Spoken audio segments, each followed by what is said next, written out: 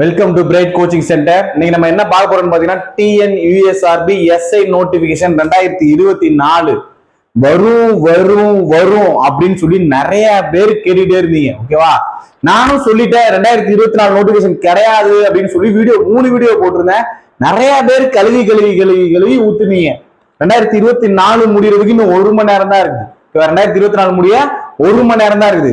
வேலூர்ல சொன்னாங்க, தென்காசியில சொன்னாங்க, தூத்துக்குடியில சொன்னாங்க, சென்னையில சொன்னாங்க. 2024 தான் சார் நோட்டிபிகேஷன் சொல்லியிருந்தீங்க. ஓகேவா, நான் நல்லா சொல்றேன். உங்களுக்கு வெப்சைட் அப்டேட் ஆனதுக்கான ரீசன் நான் சொல்லிட்டேன். வெப்சைட் ஏன் அப்டேட் ஆனது அப்படின்னு பாத்தீங்கன்னா 2ஆம் தேதி ரிசல்ட்ட அப்லோட் பண்ண சொல்லியிருக்காங்க கோர்ட்ல. அதனாலதான் வெப்சைட் அப்லோட் அதாவது மாடிஃபை ஆகி திருப்பி அதை சேஞ்சஸ் ஆகி அதே பேஜே வந்திருக்கு அப்படின்னு சொல்லி நான் உங்களுக்கு சொல்லிட்டேன். இருந்தாலும் நிறைய பேர் வீடியோ கூட முழுசா பார்க்காம கழுவி கழுவி கழுவி கழுவி ஊத்துனீங்க கீழே கமாண்ட்ல. அந்த கமாண்டை கூட என்னால காட்ட முடியல. கமாண்டை காட்டலாம் தான் இருந்தா அந்த கமாண்டை கூட என்னால காட்ட முடியல. ஓகேவா, உங்களை பார்த்து நான் ஒரே ஒண்ணு ஃபீல் பண்ணது என்ன அப்படின்னு பாத்தீங்கன்னா, நீங்க எஸ்ஐ ஆயிட்டீங்க அப்படின்னா, ஓகேவா, எஸ்ஐ ஆனா ஒரு மிகப்பெரிய கேஸ் எல்லாம் கண்டுபிடிக்கணும். இது ஒரு சின்ன விஷயம் தான். எதனால வெப்சைட் அப்டேட் ஆயிருக்கு அப்படின்றது ஒரு சின்ன விஷயம். நல்லா யோசிங்க அப்படின்னா நீங்களே பார்க்கலாம்.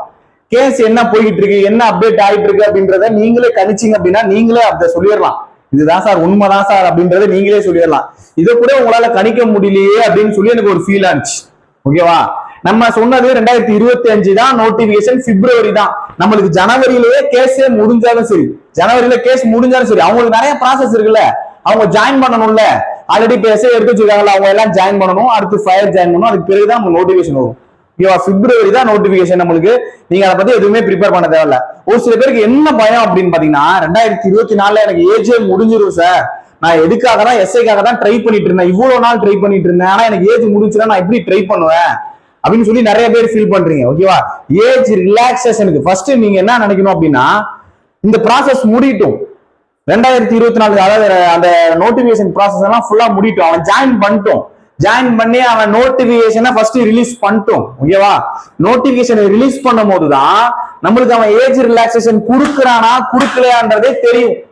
அவன் நோட்டிபிகேஷன் ரிலீஸ் பண்ணாம ஏஜ் ரிலாக்ஸேஷன் இருக்கா இல்லைன்னா நம்மளால கணிக்கலாம் முடியாது. இதெல்லாம் கணிக்க முடியாது. நோட்டிபிகேஷன் கணிக்கலாம், ஏஜ் ரிலாக்ஸேஷன் கொடுப்பான் கொடுக்க மாட்டான்றதெல்லாம் நம்மளால கணிக்க முடியாது.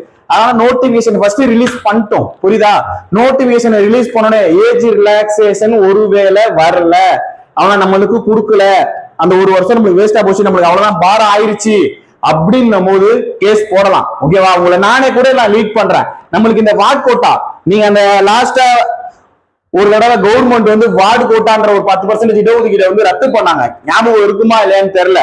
அந்த வார்டு கோட்டாவை திருப்பி கொண்டு வந்தது நம்ம பசங்க அந்த குரூப்ல இருந்தாங்க. ஒரு குரூப் ஒரு 70+ இருந்த ஒரு குரூப்ல இருந்தவங்க வார்டு கோட்டாக்கு கேஸ் போட்டு அதுல ஜெயிச்சு மறுபடியும் மீண்டும் வார்டு கோட்டாவை கொண்டு வந்தாங்க.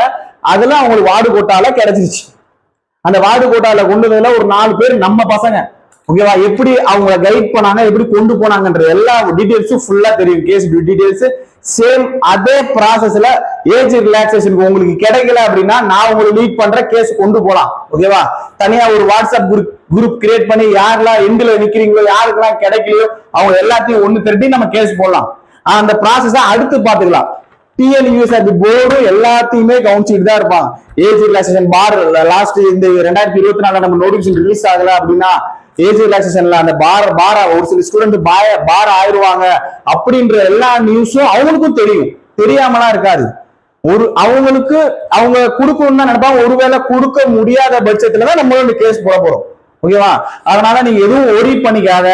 அந்த ஏஜ் பார் ஆகிற ஸ்டூடெண்ட் சொல்றேன், ஒரி பண்ணிக்காத. நீ படிக்கிறத மட்டுமே பாரு. இன்னும் 1 மாசம் தான் இருக்கு.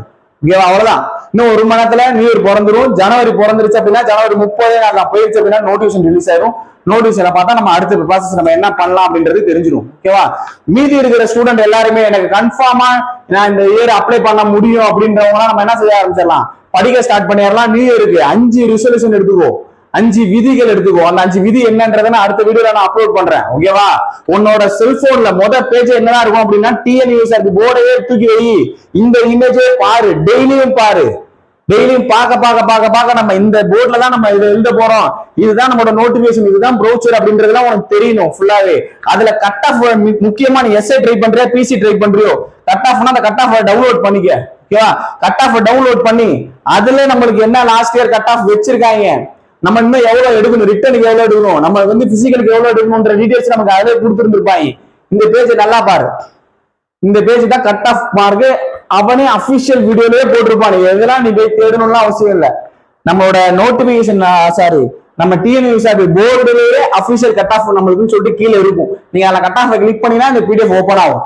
அதுல நீங்க பிஎஸ்டிஎம்மா நான் பிஎஸ்டிஎம்மா எந்த கேட்டகரியோ அதை ஓபன் பண்ணி நம்மளோட டேட்டா பர்த் தகுந்தாப்புல எந்த மார்க் எடுத்தா இது ஓவரால் மார்க், ரிட்டன் மார்க் இதெல்லாம் கிடையாது. அது ரிட்டன் மார்க் வேணும், தனியா பிசிக்கல் மார்க் வேணும் அப்படின்னா தனி பிடிஎஃப் இருக்கும், அதை போய் ரிசல்ட்ல போய் நீங்க எடுத்துக்கலாம். ஓகேவா?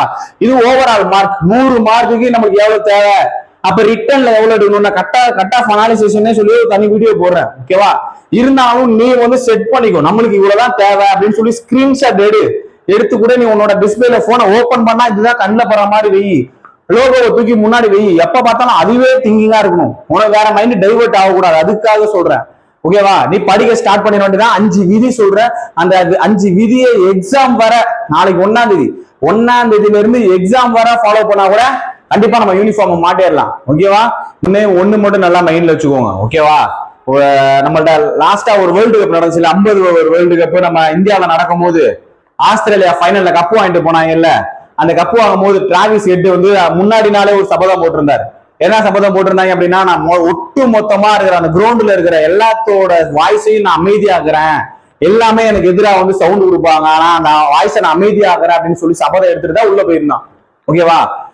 உள்ள நடக்கும் போது கிரவுண்ட்ல இருந்த கிட்டத்தட்ட 1,00,000 பேர் எல்லாருமே எதுக்கு சப்போர்ட்டா இருந்தாங்கன்னா இந்தியாவுக்கு சப்போர்ட்டா இருந்தாங்க. கிரவுண்ட்ல இருந்து 1,00,000 பேரும் அங்க விளையாண்டுட்டு இருந்த ஆஸ்திரேலியா உள்ள பேட்டிங் பண்ணிட்டு இருந்து 2 பேரும் அவுட் ஆகணும்னு அவங்களுக்கு எதிராக அவ்வளவு பேரும் கரகோஷம் போட்டுட்டு இருந்தாங்க. ஆனா ஹெட் மட்டும் டிராவிஸ் ஹெட் என்ன பண்ணிட்டு இருந்தான், அவனோட நோக்கம் ஒண்ணுதான், எத்தனை பேர் எனக்கு முடியாது நடக்காது நீ வாங்க மாட்டேன் நீ தோத்துருவேன்னு எத்தனை பேர் சொல்லிக்கிட்டே இருந்தாலும் நான் என் இலக்கை நோக்கி கரெக்டா அடிச்சு நான் கப்ப அடிச்சுட்டேன் அப்படின்னா அத்தனை பேரோட வாய்ஸையும் அமைதியாக்கிடுவேன். ஏன்னா கொண்டு போனானா கப்ப அடிச்சு என்ன செஞ்சு கொண்டு போனான், அவன் காலுக்கு கீழே அங்க வச்சிருந்தாங்க கரெக்டா, அத்தனை பேத்துக்கும் நமக்கு ரத்தம் குதிச்சுச்சா. சேம் இதேதான் நம்மளுக்கும், நம்ம லைஃப்லயும் இதேதான். நம்மளால உன்னால யூனிஃபார்ம் மாட்ட முடியாது, இவன் உருப்பிட மாட்டான், இவன் வேஸ்ட், இவனால முடியாத காரியம், இவன் சும்மாதான் படிச்சுட்டு புக்கை வச்சு ஒப்பு ஏத்துறான் அப்படி இப்படின்னு உன நிறைய பேர் ஏன்னா செஞ்சிருப்பாங்கல்ல, அவங்க எல்லாத்துக்கும் நம்ம கொடுக்குற ஒரே பதில் காக்கி சட்டையை மாட்டி அதே ரத்தத்தை கொதிக்க விடுறது, அவ்வளவுதான். நமக்கு எதிராக எத்தனை பேர் இருக்காங்களோ நம்மளுக்கு என்ன செய்யணும் அப்படின்னா அமைதியா, அவன் டிராபிக் சைட் என்ன பண்ணான், அமைதியா இலக்கை நோக்கி அவன் கொண்டு போய்கிட்டே இருந்தான். எத்தனை பேர் கரகோஷம் பண்ணாலும் எனக்கு எதிராக சவுண்ட் விட்டுட்டே இருந்தாலும் அவனோட நோக்கம் என்னவாதான் இருந்துச்சு, நம்ம இலக்க டார்கெட்டை பிக்ஸ் பண்ணி டார்கெட் அடிச்சு ஜெயிச்சதுக்கு பிறகுதான் சவுண்ட் விடணும்ன்ற மாதிரி அவன் கொண்டு போனான். சேம் அதே தான் நம்மளுக்கு போய் கொண்டு போறோம். ஓகேவா? நம்மளோட இலக்கை அடைகிற வர எந்த வித எத்தனை பேர் எதிர்த்தாலும் அவனை எதிர்த்து நீ எதுவுமே பேசுறதா, டார்கெட்டை மட்டும் நோக்கி போ. நீ டார்கெட்டை அடைஞ்சிட்ட அப்படின்னா அத்தனை பேரும் வாயா அடைக்கிடுவாங்க, அவ்வளவுதான். ஓகேவா? இந்த வருஷத்தை இப்படியே முடிப்போம். இனி வர போற வருஷம் 2025 நல்லதா நடக்கட்டும். நம்ம யூனிஃபார்ம் மாற்ற வருஷம், நம்ம உள்ளுக்குள்ள போற வருஷம், நம்மளோட இலக்கை அடைஞ்சு நம்மளும் என்ன செய்ய போறோம், புது லைஃப்குள்ள என்ட்ரா போறோம். ஓகேவா? அனைவருக்கும் ஹாப்பி நியூ இயர். அனைவருக்கும் இனி புத்தாண்டு நல்வாழ்த்துக்கள். அடுத்த வருஷம் சந்திக்கலாம். Happy new year.